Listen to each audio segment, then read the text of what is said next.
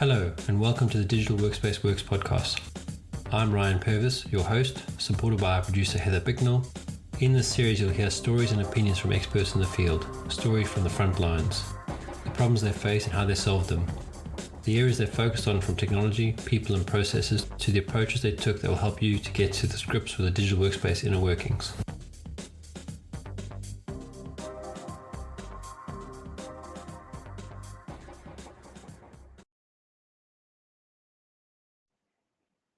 Good. How are you? Yeah, not too bad. Thanks. Not too bad. I'm having some fun. I'm trying to sell my MacBook Air because I no longer need it because I've got a MacBook Pro. And I put it on Facebook Marketplace. I think we discussed previous episodes about that's the only use I use it. And I've almost been, it's almost comical rather than gobsmacked, that's what I was going to say, at how many fake buyers there are that come there and they pretend to transfer the money to you using Monzo, Tide, any of these sort of online banks that we have here in the UK. And then they send you a fake proof of payment. And I mean, the content's sophisticated to the point that it says they'll hold the money in escrow for you, in quoted commas, until you send them the tracking code and you post the device to them. But they've used a Gmail account as the account they've sent the email from. And it's like, and the text is wrong and all this stuff. And I've literally said to the guy, I mean, if you're going to fake the stuff, at least do it properly. like, you know, I mean, you just wasted like half an hour of my time going backwards and forwards, answering all your questions, blah, blah, blah, blah. You know, are you real or not? That's how I'm starting these questions. So I'm just going to pull it off here and just, I don't know, find another way to sell it. Going to just be so vigilant. That's crazy. Facebook Marketplace only that's semi-local, right? Like it only shows your ad to people in an area. Is that right? I haven't used it. Yeah, that's the idea. Is that you like I'm in my area a member of a few groups that we post stuff to and look at stuff. And in theory, the people you're speaking to would be nearby. But it's interesting because if I went and I sold the lawnmower the other day, it either was people in my area or friends that I knew that came back and said, "Oh yeah, I'll pick it up from you," that sort of thing. But since I put on a laptop, I've had people from Birmingham, from Leeds, from Canada, and it's like Canada. all of a sudden suspicious. And why would you, and I said to them, I go, why would you buy a laptop from the UK in Canada if it's 15% cheaper in the US because of the taxes? You know, it doesn't make any sense to. So yeah, it's an education, like most of these things are. Yeah, I wonder just if part of that is being in London. Well, no, I think, yeah, you're right. It's the MacBook. It's that people troll for that kind of technology, I guess. Yeah, well, it was quite funny because when I was thinking, where I was going to sell it, I thought, well, I'll probably put it on there, but I'm going to expect to see a lot of nonsense, and I've had a lot of nonsense. It's too bad. Yeah, you have these are things. Yeah. Sorry. I was going to ask if you have that next door in the UK. We do. I actually turned it off because I found it very noisy. But that's actually not a bad shout. Try that out.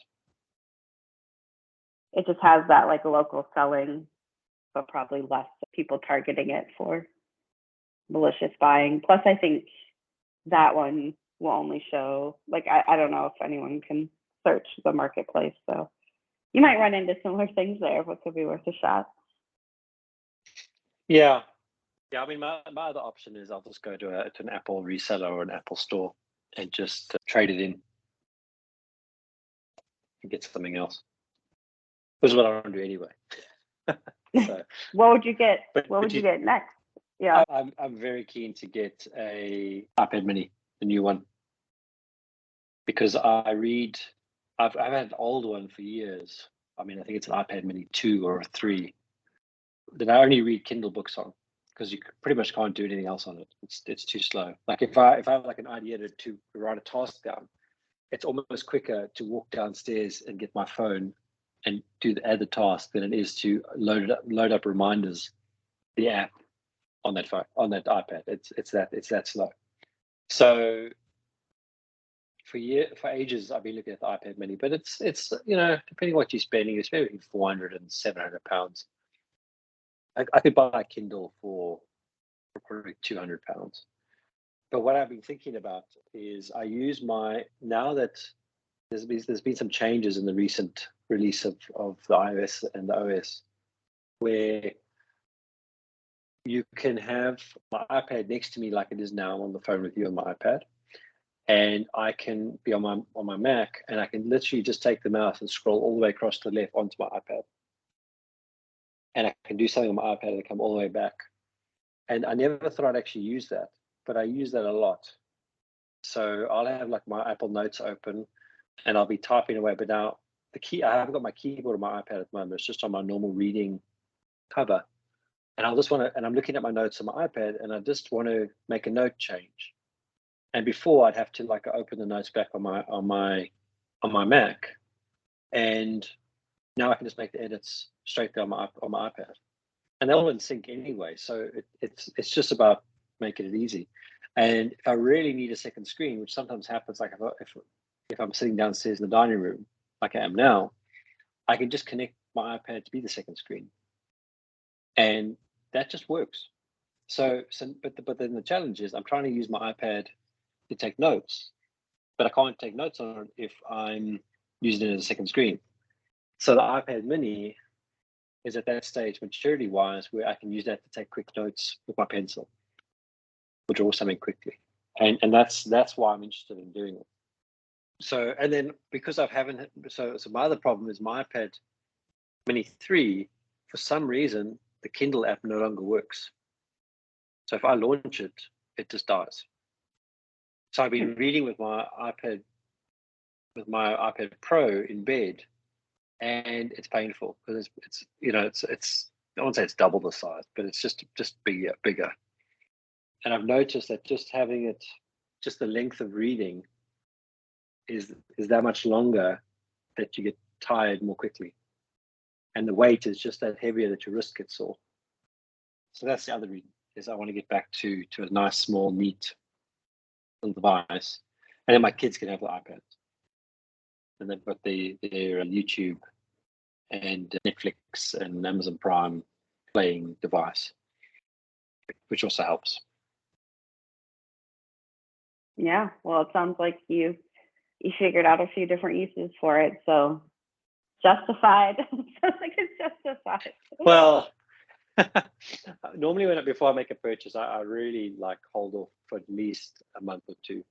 So like when I was ready to buy it 3 months ago, like I was literally running around Johannesburg trying to find one, but they because of the chip shortage and being South Africa, there were huge delays, so I couldn't buy it. And I was like, okay, well that's fine. Then I'll just wait till I get back to the UK, and if I still want it, then I'll get it. Now we're back, and I've waited another month, and I keep coming back to, I really wish I had it. If I had it, I could do this thing. Now I'm back to exam pads and moleskins and diaries and stuff. And I'm just finding that so frustrating, because you write something in a diary and then you can't remember which diary you put it in, because I have a few of them all over the house because of where I'm working. And then also my handwriting on paper, I can't type next to it to say what to clean it up. Or like if I use Scribble cleans it up for me quite nicely. And it's those things that just bug me now. So yeah, so that's my plan, is to get the iPad Mini, and then my next plan after that is to get an Oculus headset, and then I think I'll have all my gadgets for the year. That sounds fun. Yeah. Do you have a plan for how you'll use the Oculus? So initially it'll just be exploratory, but I would like to try and get someone else who's got an Oculus to try and see if we can do some sort of face-to-face call, or avatar to avatar call. I think that would be really cool. Some sort of collaboration thing. I think that's something that I want to see how far away with off-the-shelf software we are from that. But other than that, I just want to get my head into it, see what it's like, just explore it as a thing. And I think it's one of those technologies that once you've got it, you can start seeing more uses for it. But at the moment, most of my thoughts about it are based on my opinion of what I think you can do with it. And I want to change that up a bit. Yeah. No, I think that's right. You don't really know until you experience it, which I think is something that folks in the VR space have been saying for quite a while anyway, that, once you experiencing it is believing it, right? So. Yeah, exactly. Well, you had sent it seems like Airbnb is getting some positive press for their approach to hybrid work. Did you want to talk about that? Yeah, so they had 5 bullet points. Let me bring them up quickly, which I think are whoever's done this, however they come up with it, have done it in such a positive way. And it's basically giving employees, I mean, if I had to sum it up my interpretation, pretty much freedom to be adults. So the first point is you can work from home or the office. Second point is you can move anywhere in the country you work in and your compensation won't change. You have the flexibility to travel and work around the world. We'll meet up regularly for gatherings. We'll continue to work in a highly coordinated way. So, those are the 5 bullet points. I'm quite lucky where I am. I mean, we pretty much work this way anyway, but to go out and publicly say that, I think will from a perception point of view, will get them a lot of focus and attention, which it has. I mean, obviously this has been on LinkedIn and this article's come up again and again in various places. So I don't know what you think on those 5 bullet points. Yeah, in a way it seems very common sense, or like none of these ideas are wholly new. It's just, I think why they're getting attention now is, you're right, they've put this out there publicly and have kind of drawn that line, because I think there's certainly companies operating this way, but the question is, will they continue to operate this way, or will things change?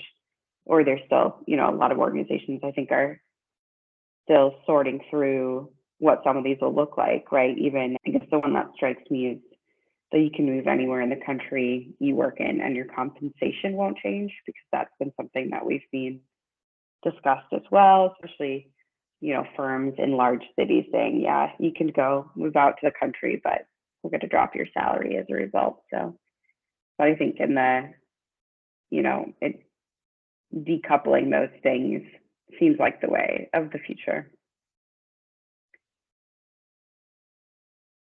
Yeah, so there was a company here, a law firm, in fact, that said they were going to take, for the employees that work from home, they were going to take 20% off their salaries. Now, there's always been a loading, supposedly, if you work in London, that adds 20% to your base salary because it's so expensive to commute to and blah, blah, blah, blah.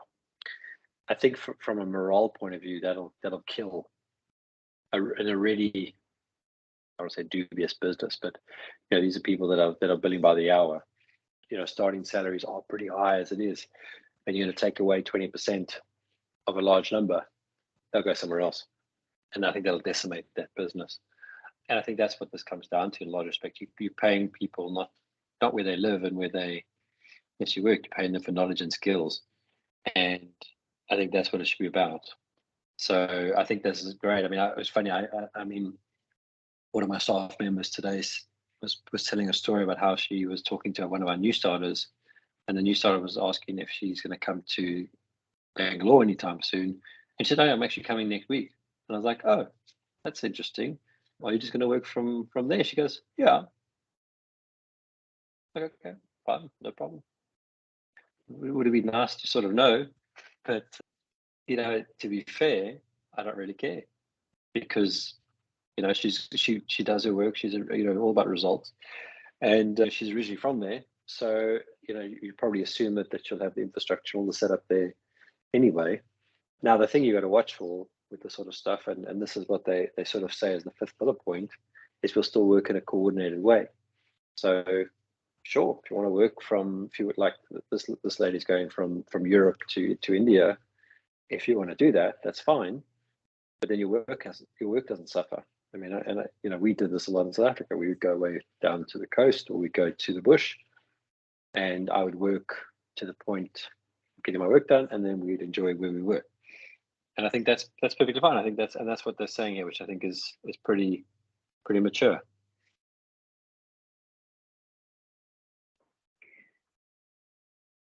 Yeah, I think that is key. And yeah, I mean, it is, the flexibility to travel and work around the world.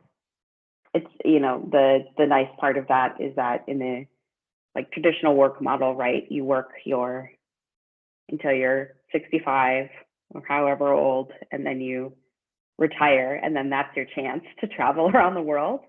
So how many people don't make it to 65, or have health problems by the time they're that age, or just would have enjoyed it more if they could have done it when they were younger, or at least spread out some of this travel time, right? So they could travel to more places. So I think flipping those things around is it makes sense from you have one life to live, spend time doing things you enjoy, even though you're in your working life period, which is, the largest time chunk of your life.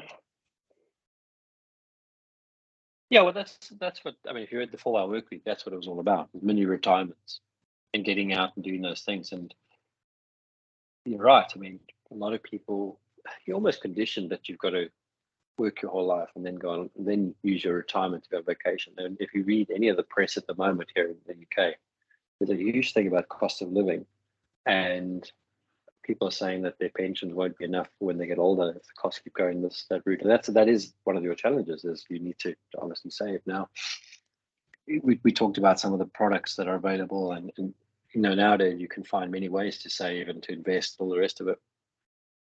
But at the same token, your investment should be also in using your income or wealth, whatever, to get your experiences done, because you don't know how much longer you've got. And that's what the pandemic, I think, has to a large extent pushed people to do, to maximize their time. Yeah, I think it was a wake-up call, for sure. Maybe just back on the compensation not changing and the ability to move anywhere at that point. What interests me there is the potential for that to kind of restructure cities and towns. And there's kind of two consequences of this, right? So if you're making like a London salary and you go move out to a small town, and all the people from London who are making, huge salaries move out and their salaries stay the same, and they can live somewhere more rural, does that push out? Does that, raise the price of homes? Does that push people out of that community? Or on the flip side, or kind of a different view of that, are there places like, there are a lot of, towns in the US where it was like a coal mining town, or, there was an industry there that's gone away, or people have, steadily lost jobs in that area, but there's not really anything else to revitalize the economy there. And that's where some cities have been incentivizing remote workers to come and, use their money in that local economy to see if that would help revitalize it. So I don't know, just interesting to think about if you don't change the salary to adjust to where you live, how that could change the landscape of those areas. Yeah, well, we've seen it here. What's the area? I think it's Cornwall. Even before the pandemic, it was quite a heavy drive to bring fiber to the house there, or and invest in connectivity to make it appealing for people to come and live there. I mean, people in Cornwall normally go there for this sort of summer season because it's quite pretty and it's got good beaches and good restaurants and all that sort of stuff. But then after that, when the weather's bad and it gets into winter, then it's only the residents. And it's not to say there aren't a lot of people living there, but the biggest problem they have is connectivity. Now, I think what you're saying actually did happen, and I know it happened in the UK because it's going on at the moment. There are a lot of people buying houses, And usually when you sell a house, and I say usually, you can negotiate down on the price when you're buying. Not at the moment. Now people are getting much more than what they're asking for because it's a bidding war.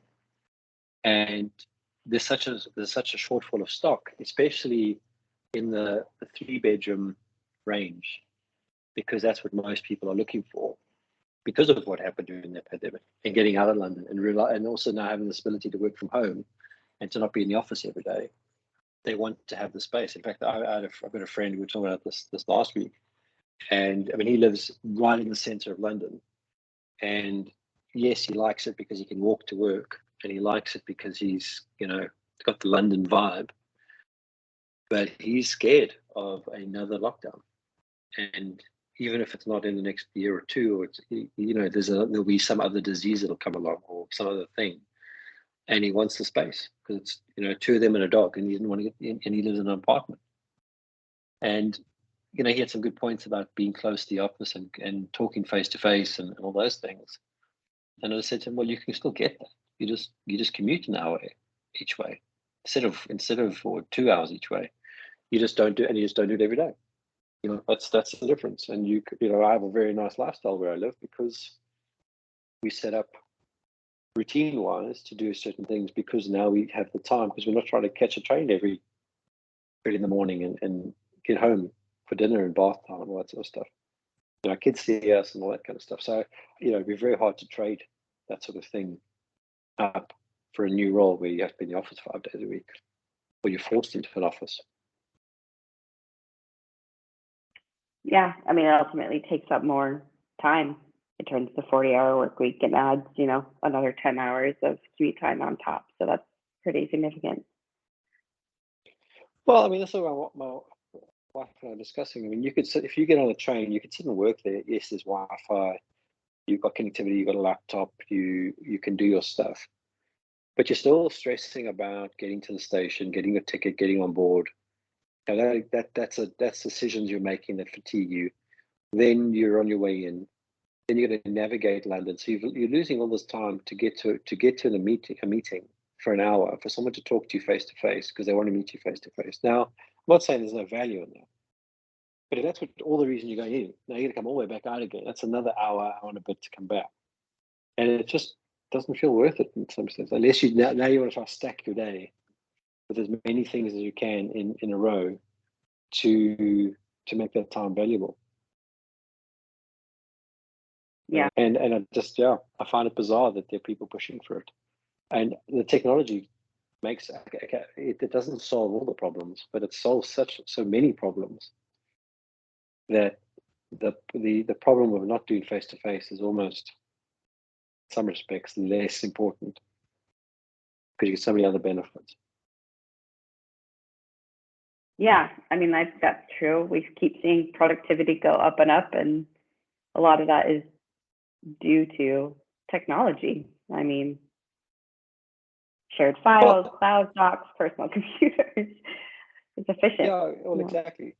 So I do need to run, but if you look at, I mean, I was thinking about it now, like if I wanted to play, when I first moved in, I wanted to play sport.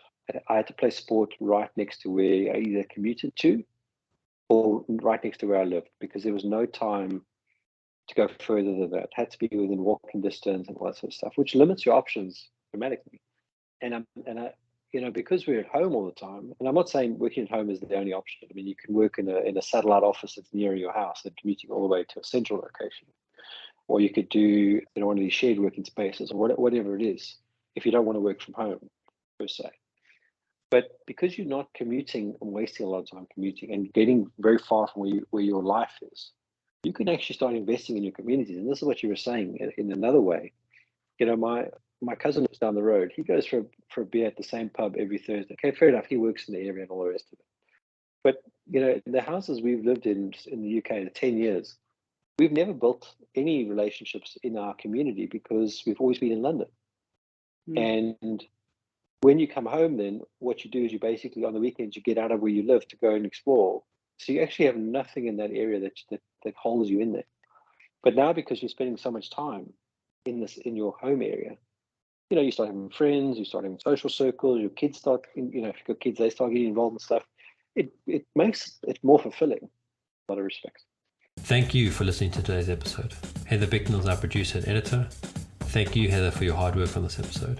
Please subscribe to the series and rate us on iTunes or the Google Play Store. Follow us on Twitter at the DWW Podcast.